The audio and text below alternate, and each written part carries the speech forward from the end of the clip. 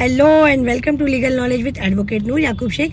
तो देखिए, अगर आपके भी यानी कि हस्बैंड और वाइफ के बीच में इतना बड़ा झगड़ा हो गया है कि अब आपकी वाइफ वापस नहीं आ रही है या आपका हस्बैंड आपको वापस लेकर जाना ही नहीं चाहता है, तो आप क्या करें। तो आज की वीडियो है, अगर पति पत्नी हस्बैंड वाइफ शौहर बीवी के अंदर झगड़ा इतना बढ़ जाए कि केस करने, पुलिस कंप्लेन करने या तलाक लेना ही ऑप्शन बचे, तो इन सबसे पहले आपको क्या करना चाहिए दोनों को।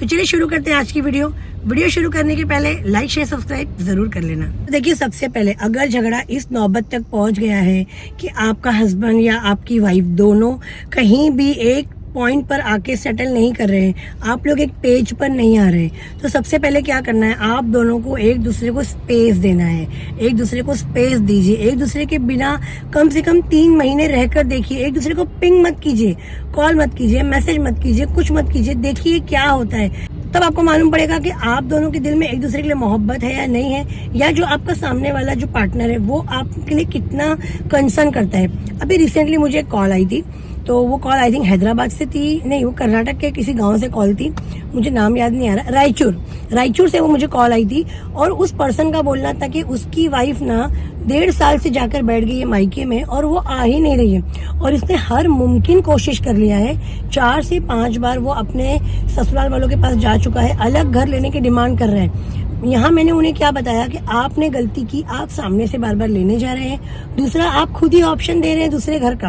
आप इतने ऑप्शन मत दीजिए, आप देखिए आपकी वाइफ निभाना चाहती है कि नहीं। फिर मैंने उन्हें एडवाइस दिया कि आप दिसंबर की छुट्टियों में उन्हें कहीं घुमाने ले जाइए और उसके बाद आप मैटर को सॉल्व कीजिए। तो देखिए, ये बात हो गई कि अभी जब ऐसे कॉल्स आते हैं तो मुझे पता चलता है कि कितनी छोटी छोटी गलतियों की वजह से आपके घर टूट रहे हैं। देखिए, अगर ऐसा कुछ आपके साथ हो रहा है ना, तो सबसे पहले मैंने आपको बताया नंबर 1 कि आप स्पेस दीजिए। नंबर 2, स्पेस देने का आपकी जो भी लिमिट है, मतलब मैंने आपको एग्जांपल दिया 3 महीना, आपके अंदर 10 दिन का पेशेंस है, आपके अंदर 20 दिन का पेशेंस है, 1 साल का पेशेंस है, आपके पेशेंस पे डिपेंड करता है और आपके पार्टनर के पेशेंस पे। उसके बाद में ना आपके घर वाले या जिनके थ्रू आप लोग मिले हैं, एक बार उन्हें बिठाइए रिकंसिलिएशन के लिए, मीडिएशन के लिए। उनसे एक मीटिंग कीजिए। एक मीटिंग सक्सेसफुल नहीं होगी, सेकंड मीटिंग कीजिए। सेकंड मीटिंग नहीं होगी, थर्ड मीटिंग कीजिए। आप लोग के जो पॉइंट्स है ना, उसको आप लोग लिखिए। देखिए क्या होता है, जब भी मीटिंग के लिए जाते हैं, मैंने भी देखा है मेरे ऑफिस में भी, जब दोनों पार्टी के लोग आते हैं ना, आपस में कुत्ते बिल्लियों की तरह लड़ते हैं और उन्हें समझाना मुश्किल होता है। अब तो मैंने क्या किया है, मेरे ऑफिस में मीटिंग बंद ही कर दी है।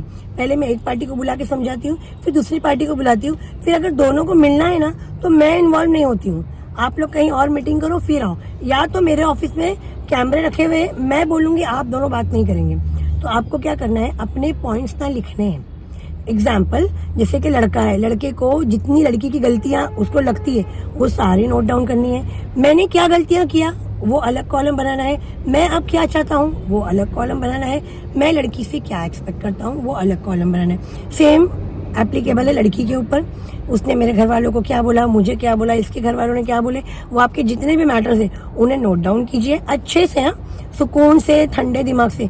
जब भी मेरे पास कोई भी आता है पहली बार, अगर मेरे क्लाइंट्स मुझे सुन रहे हैं सबसे पहले मैं उन्हें बोलती हूँ, आज मैंने बात कर लिया है, कल आप आपकी स्टोरी को राइटिंग में लिख कर लाओ।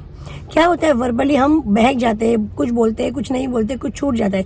जब मैं आपको बोलती हूँ ना, डेट ऑफ मैरिज से लेके आज तक के इंसिडेंट को जितने आपको याद है वो लिख कर लाओ, तब जाकर ना वो लोग 8-8, 10-10 पेज के लेटर ले लेके आते हैं, जो पढ़ना मुश्किल हो जाता है। तो आप भी ना ये जरूर आजमाइए, ये बहुत बहुत फायदेमंद है।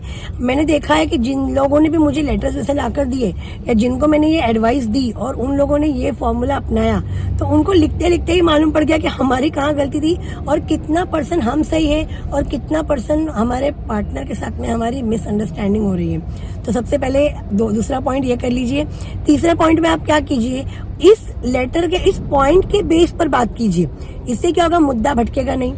किसी एक पर्सन को इन्वॉल्व कीजिए, पहले उसे दोनों ये बता दीजिए, उसके हाथ में कॉपी दे दीजिए।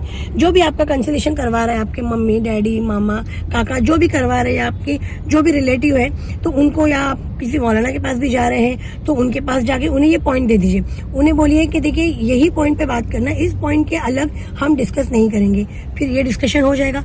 देखना इंशाल्लाह आप जब इस तरीके से आपके मैटर को हैंडल करेंगे ना, पॉइंट्स लिख के और इसी पॉइंट पे बात करके और इन्हीं पॉइंट के जो सॉल्यूशन मिलेंगे उसका एक कॉलम बनाएंगे और उस कॉलम में लिखेंगे कि फर्स्ट पॉइंट जो मेरा ये प्रॉब्लम था उसका मेरे पार्टनर ने ये रिप्लाई दिया, ऐसा आपकी वाइफ भी लिखेगी। फिर उन पॉइंट्स को लेके जब आप बैठ के सोचेंगे और देखेंगे ना, देखना कितना बड़ा इम्पैक्ट पड़ेगा।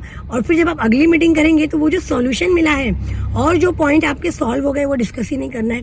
जो पॉइंट आपके बच गए, जिन पे आपको जवाब नहीं मिला या जिन पर जवाब पेंडिंग है, तब उन पे देखिए ऐसा करते करते ना आप देखेंगे एक टाइम आएगा, अगर आपने 100 आपके मसले लिखे ना तो एक मीटिंग में 60 ऐसे खत्म हो जाएंगे और अगली मीटिंग में इंशाल्लाह 20। और मुझे लगता है कि फिर आप जो थर्ड मीटिंग करेंगे ना उसमें आप दोनों मियाँ बीवी मिलजुल के हंसी खुशी साथ में रहेंगे। तो आई होप आपको ये तरीका पसंद आया होगा। ये लीगल वे तरीका है। इसके बाद ही अगर ये सक्सेसफुल नहीं होता है तो इन्हीं लेटर्स को, इन्हीं मीटिंग के एजेंडा को, क्योंकि ये राइटिंग में होगा, इसी को लेकर लड़की जा सकती है 490 डे की FIR के लिए और लड़का जा सकता है रेस्टिट्यूशन ऑफ कॉन्जुगल राइट्स के लिए। आई होप समझ में आ गया होगा। समझ में आ गया है तो लाइक शेयर सब्सक्राइब जरूर करना और जरूर ऐसे लोगों को शेयर करना जो बेचारे ऐसी प्रॉब्लम में फंसे हैं और लड़कियां अपने घर बैठे बैठे बुढ़ी हो रही है। मैंने देखा है ना, ऐसी कितनी लड़कियां टैलेंटेड है, स्मार्ट है, लेकिन 20 दिन 22 दिन की शादी, 1 महीने की शादी, 6 महीने की शादी, बैठे बैठे 5-5 6-6 साल अपने जिंदगी के बर्बाद कर दिए। अब सोचिए वो लड़की एक शादी में 4-5 साल रही, भले वो उस घर में 10-12 दिन रही हो, 5-6 साल की शादी का धब्बा, तलाक का धब्बा, सेकेंड मैरिज उसे करना होगा तो फिर किसी ना किसी ऐसे पर्सन से करना होगा जो ऑलरेडी मैरिड होगा। बहुत नसीब वाली हो तो शायद कोई कुंवारा मिल जाए। तो बात देखिए आधे कितना कॉम्प्लिकेटेड हो जाता है आगे चल के। फिर क्या होता है, मैट्रिमोनियल साइट पे अपना बायोडाटा अपलोड करो, फिर वहाँ पे ये हस्बैंड को बताओ पहले वाले हस्बैंड की बुराइयां, मतलब अगर उसकी गलती नहीं भी है तो 4-5 गलतियां बताना ही पड़ेगी, तभी तो वो आपको एक्सेप्ट करेगा। समझ में आई आपको बात? समझ में आ गई है? तो मिलते हैं अगली वीडियो में।